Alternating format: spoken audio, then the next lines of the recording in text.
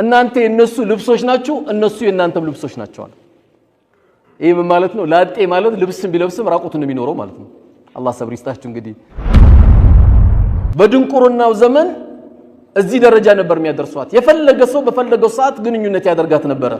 ነገር ግን ኢስላም ከሰጣት ደግሞ ትልቁ ጸጋ ሴት ልጅ የሰው ልጅ እንደው ርዝቄን ባዘንብለት አለ ጥጋቡ አይቻልም ማለት ጥጋቡ አይቻልም ማለት በቃ ደሃን ሁሉ ይረግጥ ነበር። ደሃን ሁሉ በመኪና ነው የሚገጨው። በቃ አንድ 4 ሚሊዮን ብር ይደርስ ይችላል ወላታል። 4 ሚሊዮን ብር ባል መሆን አይችልም። የሴት ልጅን አይብ የሚሰጥረው ጠቅላይ ሚኒስቴር ስለሆነች አይደለም። ሴት ልጅ አይቧን የሚሸፍነው ባል ነው። ዛሬ የኢትዮጵያ ሙሉ ዳዕዋ የያዙት የመስጊድ ግንባታ የያዙት የቲም እንክብካቤ የያዙት መድረሳን የያዙት ሴቶች ናቸው። ወባድ ውድ አባቶች፣ ወንድሞች፣ እናቶች፣ እህቶች በመጀመሪያ ሰላም አለይኩም ወራህመቱላሂ ወበረካቱ። እንግዲህ የዛሬው አርስቱን በራፍ ላይ እንዳያችሁት ወለይሰ ዘከሩ ከልኡንሳ ይላል። ይሄን ንግግር የተናገረችው የእናታችን መርየም ወይም ማርያም አላህ ሰላሙን ያወርድባትና የሷ እናት ነበረች። ማርያምን ወይም መርየምን ያረገዘችው እናት ምኞቷ የነበረው ወንድ ልጅ እንዲወለድላት ነበር።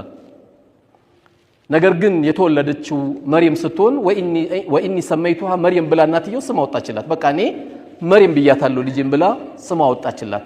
እናትየው ግን የተናገረችው ወለይሰ ዘከሩ ከልኡንሳ እንደው አላህ እንዲያገለግል ነበር የፈለኩት ወደ ፈጣሪውን የሚያገለግል ባሪያ እንዲሆን ፈለኩኝ፣ ነገር ግን አልሆነልኝም ማለችና ወለይሰ ዘከሩ ከልኡንሳ አለች። ሴት ልጅ እንደው ወንድ ልጅ አይደለም ማለች። ነገር ግን ያው መርየም ማናት የሚለው ግን እናትየው ብቻ እንደጠረጠረችው ሳይሆን ከምንም በላይ የምድራችን ሞዴል ተብላ የምትጠራው በተለይ ለሙስሊሙም የሆነ ነን ሙስሊም ለሆነ ሁሉ ትልቅ ምሳሌ የምትባለው እናታችን መርየም ወይም የኢየሱስ ወይም የኢሳ አለይሂ ሰላም እናት የሆነችው እሷ ናት። እንግዲህ እናነሳዋለን። እንግዲህ ዛሬ ይሄን አርስት መነሻ ቢደረግም ዋናው ግን አርስቱ የሴቶቻችን ጸጋነት፣ ሴቶቻችን አላሁ ተዓላ ሱብሓነሁ ወተዓላ ከሰጡን ጸጋዎች መካከል ትልቁ ናቸው። ብዙዎቻችን እንግዲህ ቁርአን አክትመናል። ሱረቱል ሪጃል የሚባል የለም። 30 ጁዝ ውስጥ ሱረቱል ሪጃል የሚል የለም። የወንዶች አንቀጽ የሚባል የሚጠራ የለም። ሱረቱን ኒሳ ግን አለ፣ የሴቶች አንቀጽ ተብሎ የሚጠራ አለ። ይሄም ሳይበቃ ደግሞ ሱረቱል መርየም ተብሎ ደግሞ በተጨማሪ በእናታችን መርየም ወይም ማርያም ረጅም አያ አሁን ልክ ወንድሜ እንዳስታወሰው ወዝኩር ፊል ኪታብ መርየም ብሎ እንደጀመረው ስለ መርየም ያለችውን አስታውስ ብሎ የጀመረው የቀረው ወንድሜ አያ ረጅም ስለሷ ታሪክ ሱረቱል መርየም ተብሎ በሷ ተሰይሞላት። ሶስተኛ ደግሞ ሴትነት ምን ያህል ኢስላም እንዳጋጠው ሌላ መገለጫው ሱረቱል ሙጃደላ። ሱረቱል ሙጃደላ የወረደው በማን ነው? ኸውለት ቢንቱ ሳለባ የተባለች ሰሃባ ናት። ኸውለት ቢንቱ ሳለባ የተባለች ሰሃቢት ሴት ናት። እቺ ሴት ባሏ አንድ ንግግር ተናገራት። አንቺ ጀርባዬ ነሽ ያው ሚስት ያረለሽም የሚል ነገር ሲናገራት ባሌ እንዲህ ተናግሮኛል ተፈትቻለሁ ወይ ብሏ ለነብዩ አለይሂ ሰላቱ ወሰለም ሄዳ ስጠይቅ ተፈተሻል ይሏታል። ትደግማለች፣ ተፈተሻል ይሏታል። ትደግማለች፣ ተፈተሻል ይሏታል። በዚህ ጊዜ እሷ በጣም ተጨነቀች። በቃ እንግዲህ እኔ የምትፈልገው ሌላ መልስ ስለሆነ እኔ በቃ ወደ ጌታዬ ስሞታዬን አሰማለሁ ከሱ መልስ ጠብቃለሁ ብላ ዱዓ አደረገች። እሷ ይሄን ዱዓ ስታደርግ ሹፉ ትልቅ ሴት ናት ወይም አረጋያን ብለን የምንጠራት ናት። ነገር ግን ሴትነቷን አላህ ሱብሓነሁ ወተዓላ አላሰነሳት። በዚች ሴትዮ ቁርአን ወይም አንቀጽ ወረደ። ምን የሚል ቀድ ሰሚዐ አላሁ ቀውለ ለቲ ቱጃዲሉከ ፊ ዘውጂሃ በባላ ጉዳይ ተመላልሳ የምትጠይቅ የነበረችው ሴት አላህ ሰምቷታል። አላህ እንቅስቃሴዋን ጥያቄዋን ሰምቷታል። መጣ ንገራት ምን መደረግ እንዳለባትና ወደ ትዳሯ እንዴት መመለስ እንዳለባት ንገራት ብሎ ለዚች አሮጊት ብለንኛ የምናሳነሳቸው ሰዎች አላህ ከማሳነሱ የሚጠብቀንና እንኳን በሽታ ነው። ትንሽ የምንለው ሰው በራሳችን ጭንቅላታችን ትንሽ ሲሆን ያው ዳሃ ትንሽ እንላለን፣ ገንዘብ የሌለው ትንሽ እንላለን፣ ምላስ የሌለው ትንሽ ልንል እንችላለን። ነገር ግን አላህ ትንሽ አላረጋትም። በሷ የተነሳ قد سمع الله قول التي تجادلك في زوجها የሚለው በሷ የተነሳ አንቀጽ ወረደ። እንግዲህ የሴቶቻችን አላህ የሰጣቸው ትልልቅ ጸጋዎች ነው የምናወራው። ሌላው ደግሞ ሴቶቻችን በጃሂልያ በቀድሞ የድንቁርና ዘመን ጊዜ 50 የሚያገቧቸው ነበሩ 90 የሚያገቧቸው ነበሩ ሴቶቻችን አላህ ከሰጣቸው እንደ ወንዱ ደግሞ ከሰጣቸው ትልቁ መገለጫ ደግሞ ሌላው ምንድነው ከተባለ ሁነ ሊባሱን ለኩም ወአንቱም ሊባሱን ለሁን እናንተ የነሱ ልብሶች ናችሁ እነሱ የናንተም ልብሶች ናቸው አለ ይሄ ምን ማለት ነው ላጤ ማለት ልብስን ቢለብስም ራቁቱን የሚኖረው ማለት ነው አላህ ሰብር ይስጣችሁ እንግዲህ ምክንያቱም የቤት ልብስ ምን ለብሰው አለ ስንተኛ ከዚህ በተቃራኒ ደግሞ ስንንቀሳቀስ ምን ለብሳቸው አለ አንድ ሰው ሙሉ የሚያደርገው እንኳን የአኺራ ጉዳይ አይደለም ፍርድ ቤት ወንጀል የሰራ ሰው እኮ ማቅለያ የሚደረግለት ባለትዳርና አይደለም ባለትዳር ከተባለ አንድ ነገር ይቀልልሃል ለዛ ብላችሁ ነይታችሁ እንዳታገቡ እንጂ በብዙ ሂደት ልጅ ያለው የለውም በማህበረሰቡ የሚቀንስል ነገሮች አሉ ለዚህ ነው ዑለሞች ከዚህ ቀደም የነበሩ ሰዎች ኒካ ካላሰረ ራሱ ለምስክርነት አይበቃም ይላሉ ለምን አቅሉ ሙሉ አይደለም ይላሉ ያቱም ያቺንም ሲያይ ነው የሚለው እቺንም ሲያይ ነው የሚለው አልተረጋገም በቃ ያየው ሁሉ የሆነ ውበቷም ቆንጆ ያልሆነ ሴት ካየው ሁሉ በቃ ኑረል አይን ነው የምትመስለው ስላላገባ ነው እኮ ትክክለኛ ኖርማል መልኳም ቢያይኮ ጉር ነው የሚፈለው ዑለሞቹ ግን ይሄን አህል አቅሉ ሙሉ ስላልሆነ ካላገባ ለምስክርነት እንደሚቸገርና ትክክለኛው ላይመልስ ይችላሉ ብሎ ለምስክርነት እንኳን ይከለክሉት ነበር ሴቶቻችን ሌላ አላህ Subhanahu Wa Ta'ala ከሰጣቸው ትልቁ ጸጋ ደግሞ ምንድነው ወንዶች መልካም ነገር በሚሰሩበት አጅር ሴቶችም ያገኛሉ من عمل صالحا من ذكر أو أنثى وهو مؤمن فلنحيينه حياة طيبة መልካም የሰራ ወንድ መልካም የሰራ ሴት አላህ መልካም የሆነ ኑሮ በዱንያ ላይ እናኖራቸዋለን ወለነጅዚየነሁም አህሰኑ ማ ካኑ ያዕመሉን በሰሩት መልካም ስራ ደግሞ ነገው መልቂያማ ምን እናረጋቸዋለን እንመነዳቸዋለን ይላሉ ወንዶች የሰሩት መልካም ስራ ሴቶችም ያገኙታል እንግዲህ ኢስላም ከምንም በላይ ከሰጣት ደግሞ ሌላ ትልቁ ነገር ያው ሁሎቻችን በዚህ ጋር ያለነው ድንገት 1000 ሴቶች ሊያዳምጡ ይችላሉ አሁን ውስጥ 10 ሴቶችም ሊያዳምጡ ይችላሉ ደስ የሚለው ግን እዚህ ውስጥ ያለው ሁሉ ከሴት ጋር ነው የሚኖረው ወይ ከናቱ ወይ ከሚስቱ ወይ ከእህቱ ነው የሚኖረው ሁላችንም ከነሱ ጋር ስለምንገናኝ ይሄ ትልቁ ወሳኝ ነገር ነው ሌላው ሴት ልጅ በእስላም እንኳን ልትወርስ ይቀርና ትላንትና እንኳን ልትወርስ ይቀርና ሰውናት ሰው አይደለችም ነበር የተባለችው በድንቁርናው ዘመን እዚህ ደረጃ ነበር የሚያደርሷት የፈለገ ሰው በፈለገው ሰዓት ግንኙነት ያደርጋት ነበር ነገር ግን ኢስላም ከሰጣት ደግሞ ትልቁ ጸጋ ሴት ልጅ ያባቷን ውርስ እንድትወርስ ፈቀደላት ያባቷን ውርስ እንድትወርስ ከሰጣት ጸጋ አንዱ ኢስላም ይሄንን ትላንት የደንቆሮ ዘመን ጊዜ ደግሞ በጣም የሚገርማችሁ ትላንት ያጨለማ ዘመን ጊዜ ደግሞ በጣም የሚያሳዝነው አንድ አባት ወኢዛ ቡሽራ አሐዱሁም ቢልኡንሳ እንኳን ደስ አለ ማሻአላህ ኮንግራ ብለናል ባለቤት እኮ ሴት ልጅ ወለደችለት ሲባል ዘለ ወጅሁ ሙስወደን ፊቱ ጭምድድ ኩምትር ይል ነበር ለምን ሴት ልጅ ስለተወለደለት አንዳንዴም እኮ ይሄ ድንቁርና ደግሞ ዛሬም ያለበት ቦታ አለ ሚስቱን የሚያኮርፋለ ምን ሆንክ ሲባል ባካውንም ሴት ወለደች ይላል እና እሷ ዳቦ ቤት ናት እንዴ ባለ 10 ብር ባለ 15 ብር ጠፍጥፈው እንደሚሸጡልን ዳቦ ቤት ተጠፍጥፍ እንዴ ከየት ተጠፍጥፋለች እሷ የምታውቀው ነገር የለም እንደ የሰው ልጅ እኮ ጥጋቡ በጣም ይገርማል አንዳንዱ ሴት በዛብኝ ይላል አንዳንዱ ወንድ በዛብኝ ይላል አንዳንዱ ደግሞ አዳር ያለቅሳል ያ ረቢ አንድ ልጅ ከከለከልከኝ 10 አመት ሆነ ብሎ ደግሞ የሚያለቅሳል አንድ ልጅን ፈልጎ ደግሞ ታይላንድ ድረስ ግብጽ ድረስ ህንድ ድረስ ደግሞ የሚሄዳል አንድ ልጅ አጥቶ ጥጋባችን ለዚህ ነው እኮ አላህ ወለው በሰጠ الله رزقا لعباده لبغوا የሰው ልጅ እንደው ርስቄን ባዘንብለት አለ ጥጋቡ አይቻልም ማለት ጥጋቡ አይቻልም ማለት በቃ ዳሃን ሁሉ ይረግጥ ነበር ዳሃን ሁሉ በመኪና ነው የሚገጨው እዚህ ዳሃ አልፈልግም እዚህ ሰፈር ዳሃ በዛ ይላል አላህ ቢያዘንብለት አትችለው ኢላ من رحم ربي አላህ ያዘነለት ወንድሜ ካልሆነ በስተቀር አላህ ያዘነለት እህቴ ካልሆነች በስተቀር ርስቁን አላህ ሲያዘንብለት የሰው ልጅ አይቻልም ለዚህ ነው እኮ አላህ ያዘብነው ቢሰጠን ስለማንችል ለምን ከአላህ የበለጠ እውነተኛ ተናጋሪ ስለሌለ ትላንት ይሄ ነገር ሲነገረው ሁለት ነገር ነው የሚያስበው ባለቤቴ ሴት ወለደችው ሁለት ነገር ያስባል አንደኛ ልቅበራት ወይስ ልደብቃት ምን ብዬ ነው አሁን እኔ ሴት ልጅ ተወለደልኝ ተብሎ መንደር ለሚወራልኝ ይላል።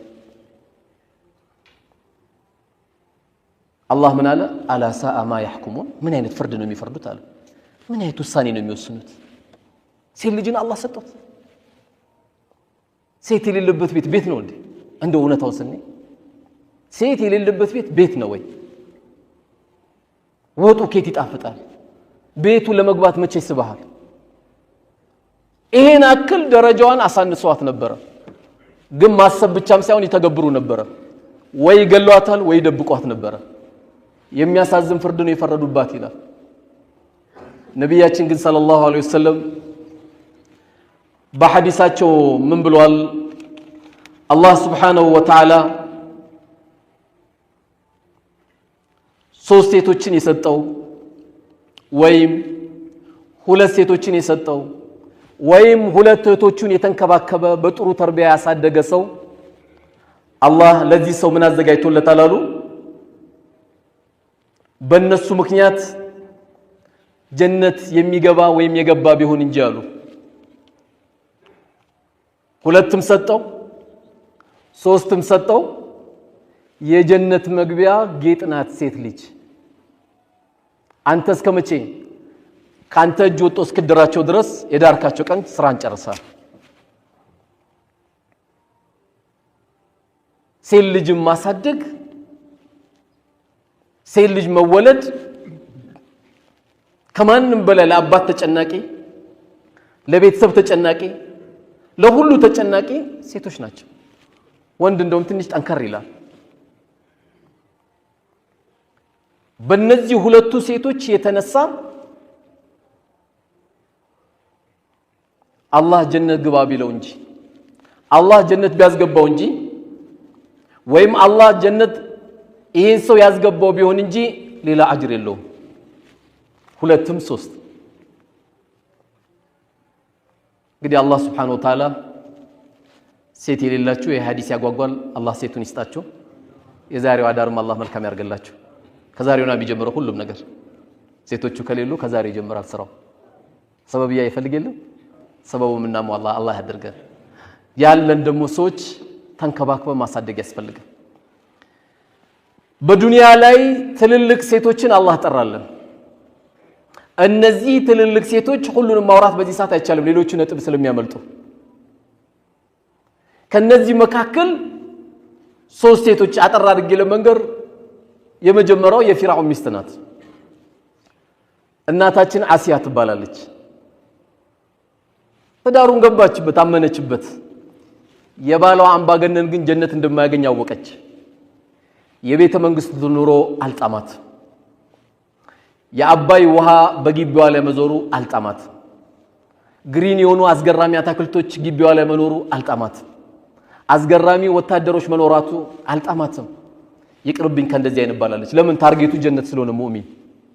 እቺ ሴት በጣም ጌቷን የምትፈራ ስለነበረች ከዚህ ከቤተ መንግስት ህይወት ሳይሆን የመረጠችው ምንድነው?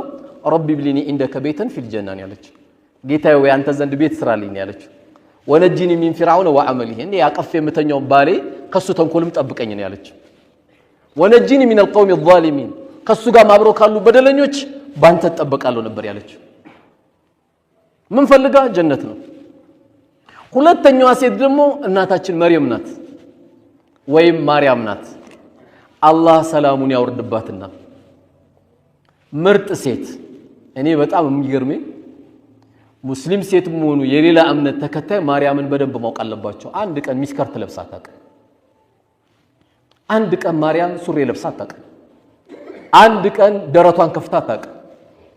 ስትናገር አሁን ሲቀራ ከሰማችሁ ወለም የምሰስኒ በሸር ነው ያለችው።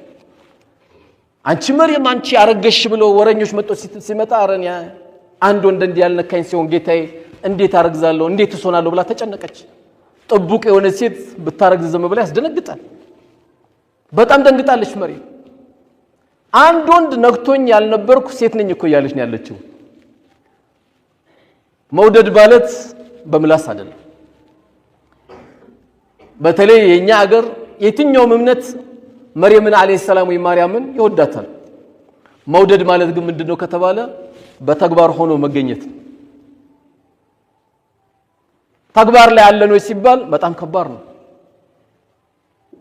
መርየም እንግዲህ አርግዛ እንኳን መላኩ ጅብሪል ወይም ጅብሪል አለይሂ ሰላም በመጣባት ጊዜ ኢኒ አዑዙ ቢርrahማን ሚንከ ኢን ኩንተ ተቂያ እኔ በረህማን ጌታ ተጠበቃለሁ እንዳትጠጋኝ ያለችው።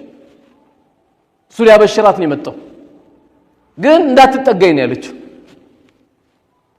እንግዲህ ያስጨነቃት እናታችን መርየም ወይም ማርያም አላህ ሰላሙን ያወርድባትና ያስጨነቃት ያለ አባት የተወለደ የተረገዘ ልጅ አለ። በዚህ ልጅ ጉዳይ ምን መልስ እንደምትሰጥ በጣም ግራ ተጋብታለች። ነገር ግን አላህ ምንም አላላትም። ምንድነው መልስ ጫላት? ያ መርየም አና ለኪ ሐዛ አንቺ መርየም ወይ ምንድነው ያረገሽው ባክሽ?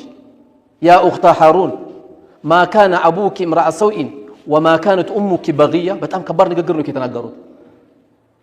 አባትሽ መጥፎ አልነበረም እናትሽም ደግሞ ዝሙተኛ አልነበረችም። ቃሉ አይከብድም? በጣም ተጨነቀች። እንዲህ መጥቶ ሲሉሽ ምን በያሏት? አላህ ምን በያላት? فاشارت اليه ወደ ህፃኑ አመላክቻላት። ወደ ማን? ወደ ኢየሱስ ወይም ወደ ኢሳ አለይሂ ሰላም ወደ እሱ አመላክች። ለምን? የእሷም ክብር መጠበቅ ስላለበት የእሷም ክብር መጠበቅ ስላለበት። ታዲያ ባንቀልባ ያለ ህፃን ልጅ እንዴት አናግሪትኛለሽ ብለው ሲሏት ምንም አላለችም ብላ ወደ ልጁ ብቻ ነው የምታመላክተው። ከዛ ምን አለ ኢየሱስ አለይሂ ሰላም ወይም ኢሳ ኢኒ አብዱላህ አለ እኔ የአላህ ባሪያ ነኝ። አታኒ الكتاب መጽሐፍ ሰጥቶኛል። ወጀዐለኒ ነብያ ነብይም አድርጎኛል። ወጀዐለኒ ሙባረከን አይነማ ኩንቱ የትም በሆን ደግሞ የተባረኩ አድርጎኛል። ወአውሳኒ ቢሰላቲ ወዘካት አገርም እንድሰግድም አዞኛል፣ ዘካም እንዳወጣ አዞኛል አለ። እንዲህ ተናግሮ ለናቴም ታዛዥ እንደሆን አላህ አዞኛል አለ። ማን? ኢየሱስ አለይሂ ሰላም ወይም ኢሳ ነብይነቱን አረጋገጠ። መጽሐፍ እንደተሰጠው አረጋገጠ። ቤቱን ቦታ የተባረከ እንደሆነ አረጋገጠ። ሰላት መስገድ እንዳለበት አረጋገጠ። ዘካ ማውጣት እንዳለበት አረጋገጠ። ይህን ንግግር ኢሳ አለይሂ ሰላም ተናገረ፣ በልጅነቱ ተናገረ። ማን ከወሬ ዳነ? ማን ከወሬ ዳነ? መርየም ዳነች። አላህ ክብሯን ጠበቀላት። አላህም ደግሞ ድንገት እዚች ጋር ቆም ማለት ይፈልጋልና በህፃንነቱ የተናገረው ኢሳ በኢሳ አፈጣጠር ደግሞ እኛ እንዳንገረም አላህ ምን አለ? ኢነ መሰለ ኢሳ ኢንደላሂ ከመሰለ አደም የኢየሱስ ወይም የኢሳ አፈጣጠር እንደ አደም ነው አለ። እንደውም የአደም ይገርማል አለ። خلقه من تراب ከአፈር ፈጠረው ثم قال له كن فيكون ሰው ሁን አለው። ሰው ሆነ የአደም ነው እንደውም የበለጠ የሚያጅበው። ቢያንስ አባቱ አልታወቀም አላህ ሁን ባለው ነውና የተፈጠረው ኢሳ አለይሂ ሰላም። ቢያንስ ግን ከሴት ወድ ውስጥ ነው የወጣው። አላህ ያፈጣጠር ጉዳይ እንዳይገርማችሁ ለመገረም ከሆነ የማን ይገርማል አለ? የአባታችን አደም አለይሂ ሰላም የዛ አፈጣጠር የበለጠ ይገርማል አለ። ያው ብዙን ጊዜ ሌሎች የሚሉት ያው የኢሳን አፈጣጠር ይነግሩናል። ያው ሙስሊሙ ግን ቀድሞም አላሁ ተዓላ በተከበረው ቃል ይሄንን ነግሮታል። እቺ ምርጥ ሴት የነበረችው መርየም ወይም ማርያም መንገድ ላይ ጎረምሶችን የምታስደነግጥ አልነበረም። አለባበሷ በጣም ጥቡቅ ሴት ነበረች። ምክንያቱም ይሄ ፕሮግራም ዓለም ላይ የሚታይ ፕሮግራም ስለሆነ ማፍቀርና መሆን አጅሩ አንድ አይደለም። ትክክለኛም የምትለብሰው የነበረው ልብስ አላህ የፈቀደላት አውረቷን የምትሸፍን ጥቡቅ ሴት የነበረች ብትኖር መርየም ናት አለይሂ ሰላም። እቺ ሴት ዱንያ ላይ ጀነት ከተመሰከረላቸው መካከል አንዷ ማን ሆነች? መርየም ወይም ማርያም ሆነች።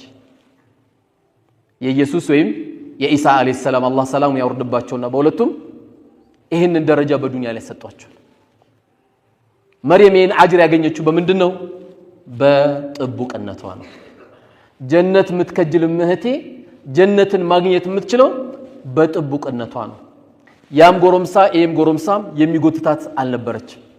በጣም ጥቡቅ የነበረች ታላቅ ሴት የነበረች።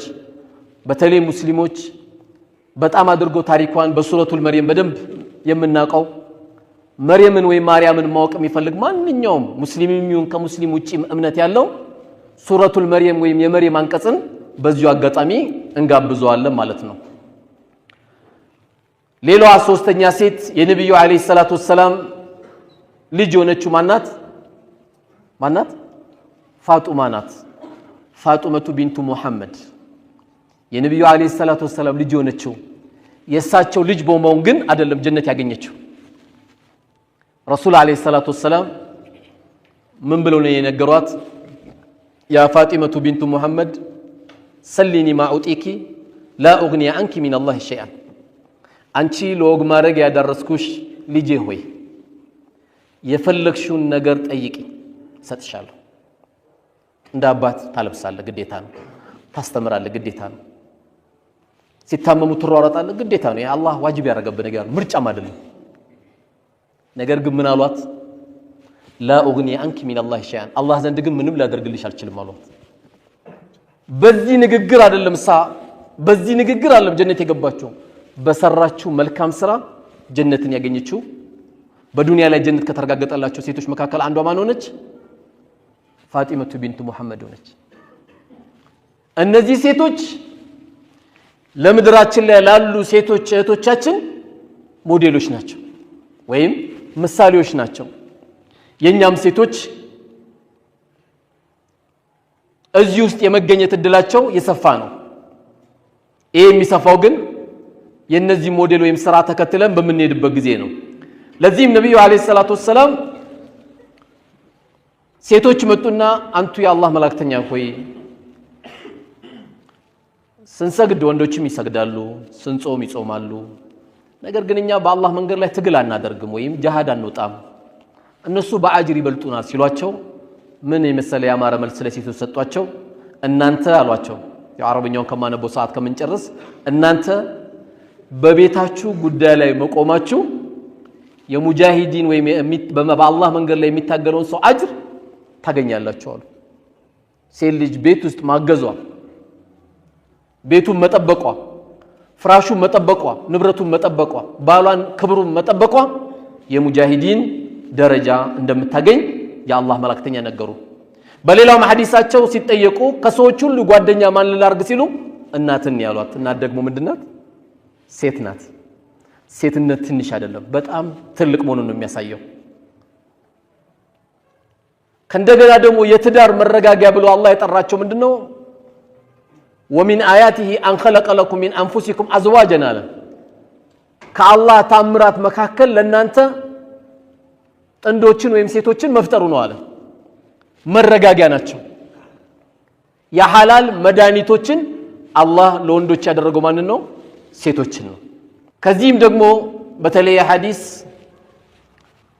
በየትኛውም አጋጣሚ ላላችሁ እህቶቼ ትልቅ ተስፋ ነው።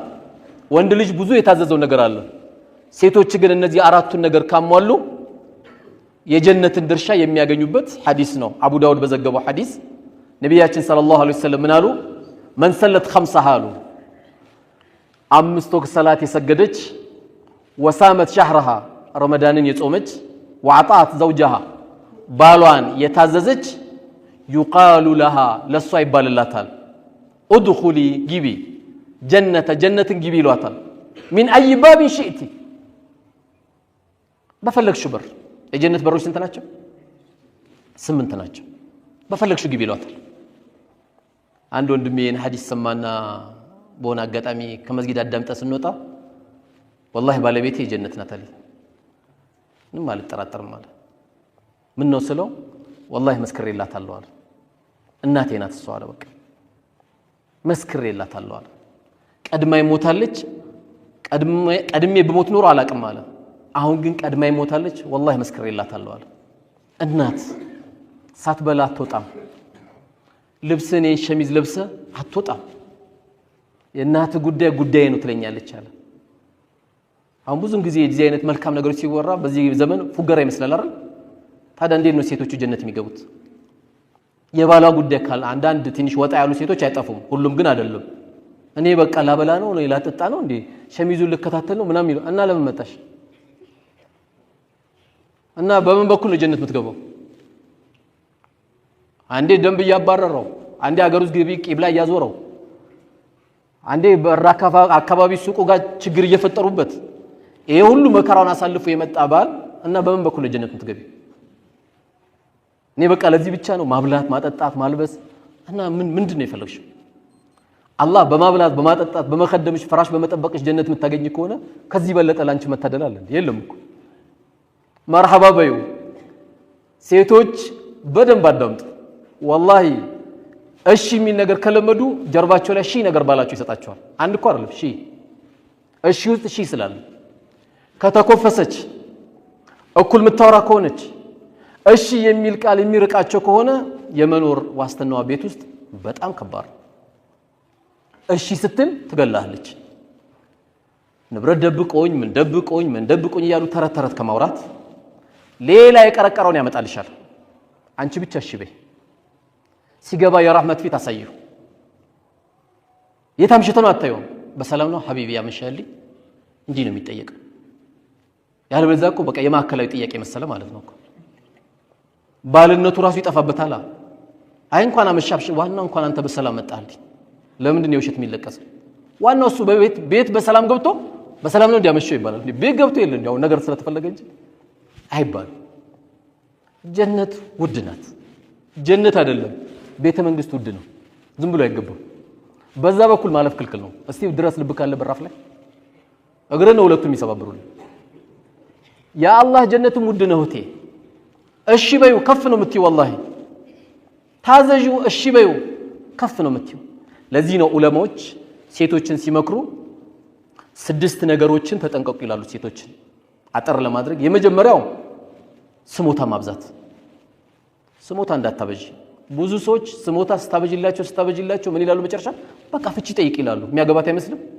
አንድ ሰው አያትም መጨረሻ አስጨርሷት ያፋቷታል በቃ አንድ 4 ሚሊዮን ብር ይደርስሻል ይላታል 4 ሚሊዮን ብር ባል መሆን አይችልም የሴት ልጅን አይብ የሚሰጥረው ጠቅላይ ሚኒስቴር ስለሆነች አይደለም ሴት ልጅ አይዋን የሚሸፍነው ባል ነው ባል ምንም ጥርጥር የለውም አንተ ቶሎ አኩርፋ ልጅ ከመጣች አፉ በላት ብለ ሄደው ይዛት ሄድ እኔ የኛ ዘር እንዴት ይደፈራል አትበል ምንም ባንተ ዘር ጀነት አትገባ የልጅን አይብ የሚሸፍነው እሱ ነው ይዘላት ሄድ ችግር ካለ አብሽር እኔ እናንተ እናወራለን ሂጂ አንድ ቀን እንዳታሳድራት ሞኝ እንዳትሆን እንዴት እንዲያለች አትበል ያም ልጅ ነው የተቀያየማት ያንተ ልጅ ነው ሰጣሃታ አታዳምጣት አልተጎዳችም ሐቅ የላትም ግን ይያልኩ አይደለም ግን ትዳሩን ቀለል አናርገው ስለማታገባት እንግዲህ በኢትዮጵያ ኑሮውን ከባድ ነው ኑሮና ባል በጣም ተወዷል በዚህ ቀዳዳ ላይ ደግሞ ልጃችን ብትፈታ እህት ብትፈታ በጣም ከባድ ነው በጣም ከናይቡ والله ባሏ ይሻላታል ከናይቡ والله እንኳን ወጣቶች ናቸው አብዛኛው ሳያቸው እንኳን እናንተን የሚያክሉ እህቶች አይደሉም አባቶቻችን 60 ላይ 70 ላይ ሚስቶቻቸው ሲሞቱ በጣም ነው የሚጎዱት አንተ አይብ ከመሸፈን ሚስታቸው ነው የሚፈልጉት በቃ አላህ ኑር አርጓታል የቤት ኑር ናት ስለዚህ ስሞታ አታብጂ ሁለተኛ አንዳንድ ያው ሴቶች የሚሉት አለ እኔ እኮ ላንተ ምገባ አይደለም አይባልም እንዴ እና ሳታዩ ነው እንዲያገባሽው እኔ ላንተ ምገባ አይደለም ማንሽ አንቺ አይባልም እንደዚህ የልጆችሽ አባት እንዲባላል በቃ የፈለገው ወንድ ደግሞ ችግር የለም አንቺ ጥሩኝ እንጂ ጀነት ውስጥ ኑር ላይ ስለምትሆኚ አላህ ያዘጋጃቸው ወንዶች አሉ እዛ ታገቢያለሽ ዱንያ ላይ ሁሉም አይሟላም ስለዚህ ለባል ከማትሉት ነገር አንዱ እህቶቼ እኔ ላንተ ምገባ ሰው አልነበርኩም እንደው አላህ ጥሎኝ እንጂ እዚህ የመጣሁት አይደለም ዝም በይ አይተሽው ተነጋግረሽ ነው የመጣሽው እንዲህ አይባልም ሶስተኛ ዑለሞቹ ሴቶቹ እንዳያነሱት የሚፈልጉት ምንድነው ያየችው ነገር ሁሉ መጠየቅ ይሄም ይምጣ ይሄም ግዛ አይደል ቤትሽን ጠብቂ አንቺ እንደው መጨቅጨቅ ያለብሽ ከሩቅም ይሁን ከቅርብ ምቀኛ ቤትሽ የምትጠብቂው በሰደቃ ነው ቤትሽ የሰደቃ ቤት ይሁን ሰደቃ ያለበት ቤት ከሩቅም ከቅርብም የሚመጣ ሐሲድ ካለ ሰላሙ ይቀጥላል የቤቱ ሾክ ምናሳይ በሰደቃ ነው የቤቱ አይብ የሚሸፈነው ሁሌ እየቆለፍን ብቻ ምንገባ እየከፈትን ብቻ ምንወጣ ከሆነ ይሄ ቤቱ አይጠበቅም የምትይዟት አሮጊት ካለች የተሰበሩ ልቦች እየጠገናችሁ ካላችሁ ልጃችሁንም ሀብታችሁንም ተዳራችሁንም አላህ Subhanahu Wa Ta'ala የሚጠብቀው በዚህ ነው ስለዚህ እነዚህን ያየችውን ነገር ሁሉ እንዳያማረም በሚል በመጠየቅ ወደ አላስፈላጊ ነገር እንዳይሄድ ቤታችሁን ጠብቁ ይላሉ ዑለሞቹ ሌላው ደግሞ የራሷ ጉዳይ ብቻ የሚታያት ስለናትሽ ስታወሪ ስለናቱ ማውሪ አንዳንድ እህቶችም ይሉታሉ ከኔ በለጠ ማን አለ እኔ እኮ ለዚህ ቤት አንደኛ ነኝ የሚሉ አሉ አትሆኝም ሁለተኛ ነሽ አንደኛ እናቱ ናቸው አላህ ነው ያርገው አይደለም እንዴ የዚህ ቤት አንደኛ የሱ አንደኛ እናቱ ናቸው እንጂ አንቺ አይደለሽም አንቺ ሁለተኛ ነሽ ለምን ነገ ደግሞ አንቺ አንደኛ ነሽ በልጆችሽ ደግሞ አንቺ አንደኛ ነሽ እኔ ነኝ የምቀድመው ብላ ስለናቷ ስለአባቷ እየተጨነቀች ስለናቱ ስለአባቱ ማትጨነቅ ከሆነ እቴ ተሳስታለች የሱ እናትም ያንቺ እናት ናቸው የሱ አባትም ሄደሽ ተሰሚያቸው የለ እንዴ ሐጂ ነብይ እኮ አይደለም ተዘይሪያቸው የለም አባትሽ ስለሆነ ነው ከኔ በለጠ አንደኛ እዚህ ቤት ማንንም የለም እንዳትይ አንቺ ሁለተኛ ነሽ አንደኛ የምትሆኙ እናትና አባቱ ከሞቱ ወይም አንቺ ደግሞ ነገ ልጆችሽን ሰደሪ ነው አላህ ያልሰጠሽን ካልተሰጠኝ አትበይ ይሄንን በጣም ጥንቃቄ ያስፈልጋል አምስተኛ ዑለማዎች ሴቶቹ ከመጠንቀቅ ካለባቸው ነገሮች ምላሳቸው ማርዘም የለባቸው ምላስ ማርዘም ምንድነው እዛ ጋር ማስቀመጥ ማለት ነው በዛም በዚህም ነገር መያዝ በቃ አልহামዱሊላህ የሚባል ነገር አለማሰማት ምላስን ዝም ብሎ ማብዛት ቤታችንን ከሚያበላሹት ነገር ነው አንዳንዴ ያው ሙእሚን ይባላል ምላሱ ያለው ጀርባው ላይ ይባላል ወይም ከኋላ ነው ይባላል ምን ማለት ነው አስቦ ስለሚናገር ነው ምላስ እዚህ ጋር እንደተቀመጠው ዝም ብለ መዘረጋ ከሆነ በጣም ሰው ተሰብርና እንዴት ተመልሷል ወጥቷላ ሙእሚን ግን ከኋላ ነው ምላሱ ከተባለ ያስብና ይናገራል ድንገት ሰው ጎዳ ይሆን በዚህ ንግግሬ ይሄን ቤት አበላሽው ይሆን ብሎ በጣም ይጨነቃል ስለዚህ እህቶች መጠንቀቅ ካለባቸው ምላሳቸው በጣም አድርገው ጥቡቅ ሊሆን ይገባቸው በቃ በአላህና በመጨረሻ ቀን ያመነ فليقل خيرا አው ሊስሙት ወይ መልካም ንግግር ይናገር ወይም ዝም ይበል አሉ በጣም የሚያጅቡ አሉ ቤታቸው ገብተ በልተ ያልጠገብክ የሚመስላቸው ደግሞ አስገራሚ ዱንያ ላይ ያሉ እንደዚህ አይነት ሴቶች የምትላቸው والله ብዙ አሉ የባሏ እናት ሲመጡ እዚህ ላይ የምታስቀምጣቸዋለች ያው ዛሬ በጣም አስቸጋሪ ነው አላህ ግን ያዘንላቸው አሁንም አሉ ለዚህ ለቆሸሸሽ ዱንያ እናቱ ስለመጡ ወይ አባቱ ስለመጡ በቃላት መስብራቸው ከሆነ እንዴት ይቆያል ይተዳር ሰው እናቱን ያኮርፋል ይሄን የመሰለ ልጅ የሰጠችሽ እናት ነው የምታኮርፊያት ይሄን የመሰለ አባት ነው የምታኮርፊው ይሄን የመሰለ ልጅ የሰጠሽ እኮ አባት ነው ከሱ ጀርባ የተገኘ ልጅ ነው ይልጅ በእነዚህ ላይ በተለይ ጥንቃቄ ያስፈልጋል አባት ለምንድን ነው የማይመጡት የታረደው በግነሱ ካልቀመሱ ማን ያልቀምስ والله ለነሱ ማጥሩ ካልሆንክ ለኔ ጥሩ አትሆን ብለሽ ስቲ የበለጠ እዚህ ላይ ያረግሻል ቼቼ ነው የሚያረግሽ والله ካንቺ የበለጠ ከፍ ያለ ሰው ማንንም የለም ሴቶች አራዳ ሆኖ አራድነት ያለን ኮስሞቲክስ በመግዛት አይገኝም እሱ አይደለም እንዳይመስላችሁ አራዳ መሆን ያለባችሁ ባሎቻችሁ በመላስ ወንድ ልጅ والله ጅል ነው ሞኛቱ ነው ወንድ ልጅ በፍቅር ማሸነፍ ከቻላችሁ ታንበረከኩታላችሁ ታንበረከኩ በሉት والله ይንበረከካል በልህ ከመጣችሁበት በቲቪት ከመጣችሁበት ቤታችሁን ታበላሻላችሁ ያው ዛሬ እዚህ ጋር ያላችሁ ሁሉ ልጆቻችሁ ምን ነው መምከር ያለባችሁ ለምንድን ነው የማይገዛው ባል እሷ በፍቅር ከመጣች والله ምንም ይገዛላታል ምንም እየገዙ ያሉ ወንድሞች አሉ ለምን ቤታቸው በሚስታቸው ሰላም ስላገኙ ስድስተኛው ስጦታ ሰጣ የምትመጻደቅ ደሞ አለች አላህ ከእንደዚህ አይነት ሴቶችም አላህ ይጠብቀን እኔ እንዲያርገልም ይሏሉ እኔ እንዲያርገልም ይሏሉ ይሄ ያው ሴቶቻችን ወይ እህቶቻችን በተቻለ መጠን ልንጠነቀቃቸው የሚገባው ነገር ነው ስለዚህ ሴቶቻችን በልጠታችን በተግባር የምናሳይበት ትልቁ አጋጣሚ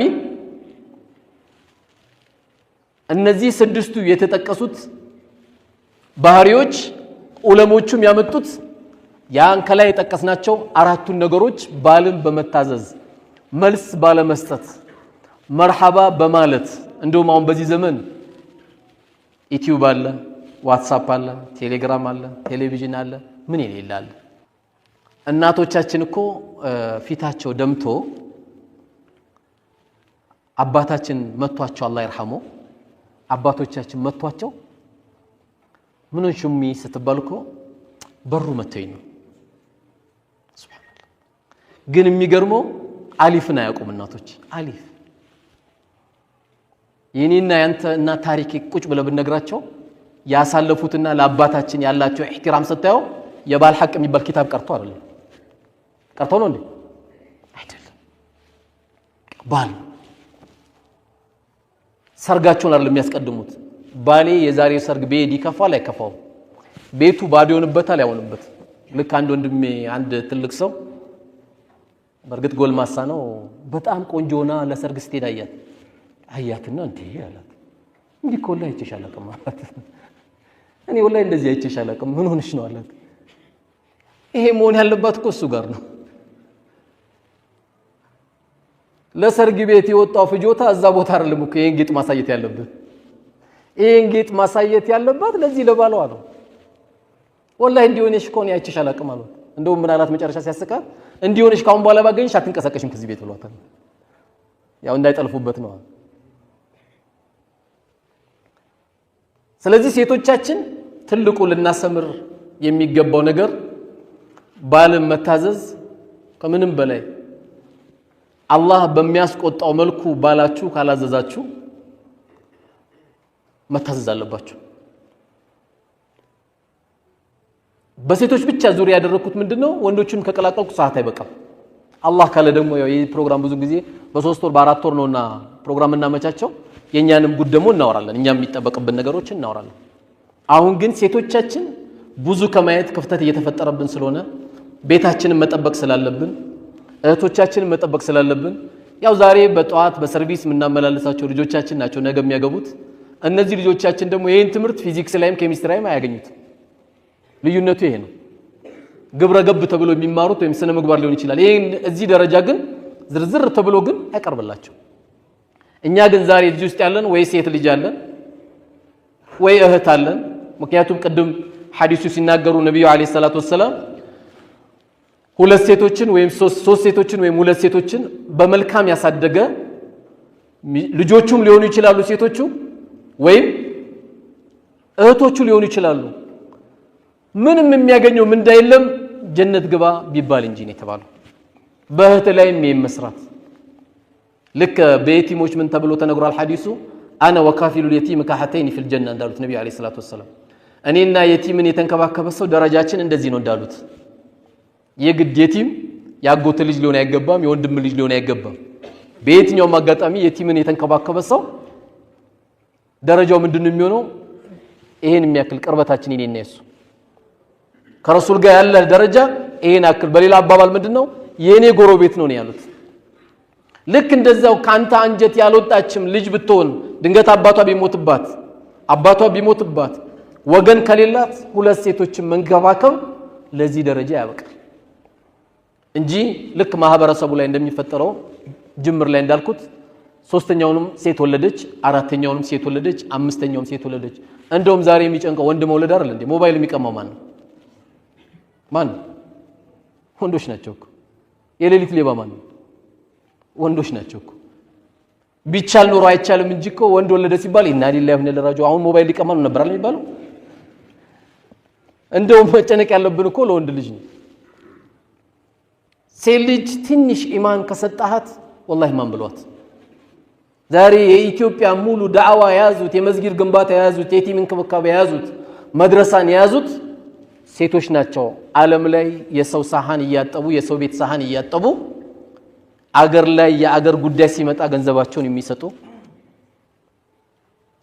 ለየቲሞች ሲባል የቲሞችን ከፋላ ወይም ስፖንሰር የሚያደርጉ በእያንዳንዱ መልካም ስራ ላይ የሚሳተፉ ሴቶቻችን ናቸው እንጂ ይሄ ብጥበጣ ካልፈለቅም በስተቀር ዋናው አንተ ሚስት ሴት ወለደች ወንድ ወለደች አይደለም ልትጨነቅ የሚገባው አፍያ ያለው ልጅ አላህ ከሰጠ አልহামዱሊላህ ከዚህ የበለጠ ስኬት የለም ኦቲዝም የወለዱ እነዚህ ራሳቸው የማይበሉ ሲሸኑ የማያውቁ ስንት የምታሳድግ ደግሞ እናት አለች አላህ ሴት ሰጥቶት ሴት ጨመረብኝ ይላል አልহামዱሊላህ አላህ ሊያከብር ነው ሰባት ሴት አለ ካርል እንዴ ለሰባቱ ሽማግሌ ሊመጣ ነው አላህ አምባሳደር አደረገ ወንበር ላይ ቁጭ ብለህ አትቀበልም ሽማግሌ ምን አጣላ እሷ ምን አደረገች ደግሞ ስታስበው አላህ ሰጥቷል እነዚህ ልጆችን በጥሩ ማሳደግ ነው ከዚህ ውጪ ለሚሰጠን ነገር ሁሉ አላህ Subhanahu Wa Ta'ala ካለ መሰገንን ለኢን ሸከርቱም ለአዚደነኩም ወለኢን ከፈርቱም ኢነ አዛቢ ለሸዲድ ነው ያለው አላህ ካመሰገናችሁን ጨምርላችኋለሁ አንተ ወንድ ተወለደ ሴት አይደለም የተሰጠ ልጅ ሳሊ ተቀይ የሚሆን ልጅ እስከሆነ ድረስ ገና ከባለቤት ሆድ ውስጥ እንደወጣ አዛን አሰማው የዛን ጊዜ በአዛን የተቀበልከው ልጅ ኢንሻአላህ መጥፎ ነገር ላይ አትወርቅብህም መጥፎ ነገር ላይ አውርቅብህ ይሄን ነው ማድረግ ያለብን ስለዚህ እህቶቼ በተዳራችሁ ቤታችሁን ጠብቁ ስትጠብቁ በሰደቃ ጠብቁት በዚያራ ጠብቁ ሁሌ ብቻኛ ተቃቅፈን መተኛት ህይወት እንዳይመስል አብረሽ ከባልሽ ጋር እናቱ ቤት አብረሽ ከባልሽ ጋር አባቱ ቤት እናትሽ ቤት አባትሽ ቤት እየሄዳችሁ ዱንያ እንደዚህ እንጨርሰን መሄዳለብ ኢስላም ቆልፎ አይኖርም ኢስላም ለራሴ ብቻ አይደለም በሁሉም ነገር ላይ ማንነታችን ሜዳ ላይ ማሳየት አለብን እንግዲህ ከሁለት ሰው ምልክት እየተደረገልን ነው አላህ Subhanahu Wa Ta'ala እህቶቻችንም አላህ ይጠብቅልን አገራችንም አላህ ሰላም አላህ ያድርግልን በመልካም ስራ ከሚወሱት ቤተሰቦች አላህ ያርግልን ቁጭ ያሉ ቤተሰብ ውስጥ ቁጭ ያሉ አላህ ብቻ የሚያቃቸው ትዳር ፈልገው ትዳር አለ ያሉት እህቶቻችን ሁሉ አላህ ይዘንላቸው አላህ ትዳሩን ይስጣቸው እንደው ሁኔታው ቢመቻችልኝ ደግሞ እንደው አገባ ነበር ብሎ ብዙ ወንድ ግራ ገብቶታል እንደው እስቲ ነይቱ ወንድሞች እኔ ወንዶችን አጋባለሁ ብላችሁ አንዳንዴ ዛሬ ካለብን ችግር አንፃር የ25 ሚሊዮን ብር መስጊድ ከመንሰራ የ5 ሚሊዮን ብር መስጊድ ሰርተን 20 ሚሊዮን ብር ወጣቶችን ደግሞ ስራ ብናስጀምርበት ሌላ አስገራሚ በ50 ሚሊዮን ብር እነዚህ ልጆች ደግሞ መስጊድ ይሰራሉ አሁን ሰው ማዳን አሁን የሰው ግንባታ ነው የሚያስፈልገው ወቅቱ እንግዲህ አላቅም መስጊድ ልነይቱ የፈለጋችሁ ወንድሞች ቀጥሉ ችግር የለም በአብዛኛው ግን አሁን ያገራችን ትልቁ ስራ መሆን ያለበት ሰው ግንባታ ሊያገባ ይፈልጋል እንዴት ያግባ ሊሸቅል ይፈልጋል መንቀሳቀሻ ይስጠው እንኳን ከኪሳችን ይቅርታ አንድ ደቂቃ እንኳን ከኪሳችን ዘካ እንኳን ስንሰጥ እያሳቀቀን እየሰጠን ነው እኮ የማይመለከት ዘካ ስንሰጥ እያሳቀቀን ነው የምንሰጠው ዘካችን እንኳን ድንገት ነጋዴዎች ትታያላችሁ እንደው አሁን 2 ወር ከ4 ቀን ነው ዛሬ የቀረው ረመዳን የዘንድሮ ዘካ ኢንሻአላህ አንድ ልጅ ህይወቱን ለውጣለሁ ብላችሁ እስቲ አንድ ልጅ እሱ ስትለውጡ ያገባል ስታገቡ ሌላ አንድ ልጅ ይወለዳል የዛሬ ዓመት ይሄ ልጅ ዘካ ይሰጣል እንደው ያሰለፋችሁ የምትሰጡት ነገር አቆሙ 200 ብር 300 ብር ይሄ ምን ማለት ነው አደራ የዛሬ ዓመትም እንዳጠፋ ከልመና አላህ ያውጣ ያልከው እየሰጠው ቢያንስ እዚህ አካባቢ አንድ ሱቅ የሚከፍትበት ሰብስበ አንድ ግማሽ ሚሊዮን ብር ስጠው ሰው ይሆናል ባጃጅ ገዝተህ ስጠው ሰው ይሆናል አሁን ሰው ማዳኛ እንጂ እኔ አሁን አንዳንድ ቦታ ቀርም ይለኛል ሂፍዝ ማዕከል አሬ ይሰራል ሂፍዝ ማዕከል አሁን የህዝብ ማዕከል ነው የሚያስፈልገው ወጣቱ የሚያድነው አካል ይፈልጋል ነይቱ ነጋዴዎች 50 ወጣት አጋቡ 30 ወጣት አጋቡ 20 ወጣት አጋቡ ሰው ግንባታ ለምን አንጀምሩ ሰው ከገነባንስ والله መስጊዱም ቀላል መርከዙም ቀላል ዩኒቨርሲቲውም ቀላል መሰራት ይችላል ሰው ግንባታ ላይ መሮጣለም ካልቆምንስ አንተን ነው መጀመሪያ ሃንግ የሚይዝ በቃ በሎጭ ይቀበላል እዛ ውስጥ እንዳይመጣ ዛሬ ነው ስራ መስራት ያለብን እኔ والله ከልቤ ነው የምናገረው ሰው ማዳን መጀመር አለብን በትንሹ ቦር 15000 ብር ካለ ተቀማጭ 7000 ብር ካለ 2000 ብር ለሆነ አሮጊት አስቤዛ ገዝተስታቸው ስራ የቀዘቀዘበት ሰራተኛ ካለ አስቤዛ ገዝተስጠው ኢስላም ሰው ግንባታ ነው የሚያስቀድም እኛ የሁሉ ሰው ከተገነባ والله በመቶ ብር አስገራሚ መድረሳዎችን ከፍታለን አስገራሚ መስጊዶችን እንሰራለን የሰው ግንባታ ላይ እናስቀድም